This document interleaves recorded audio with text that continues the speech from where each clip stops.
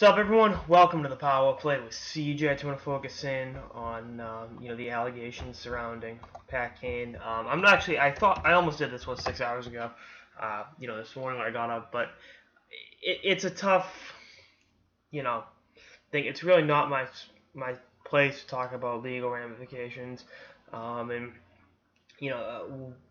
this what could happen, what might have happened. Out of respect to the legal system and the people involved, quite frankly. It's definitely not good news one way or the other. On the one hand, you know, Pat Kane still hasn't grown up, and it's one thing to be, act like a drunken idiot. It's one thing to rape someone. It's a loaded word, and it's not something that you can tread lightly. And that's why I didn't just fire it off and do hot takes on it, if you will. Again, out of respect for the process and the people, obviously.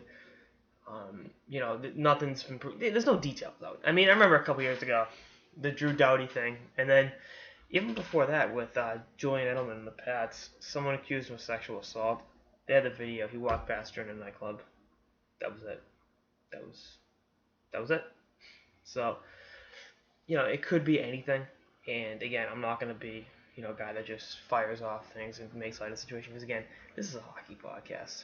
It's not, let's talk about, New York state law as it pertains to NHL players and rape cases. I can't do that. It's outside my jurisdiction. And, I've said it a multitude of times in different contexts, in varying contexts in the show. There's the real world and there's the hockey world. And, anything that involves investigation for rape, that's the real world. That's something that, that's not my thing to talk about. I really don't like talking about legal situations. It was awkward for me to talk about the Slava Voinov situation. It was that almost a year ago.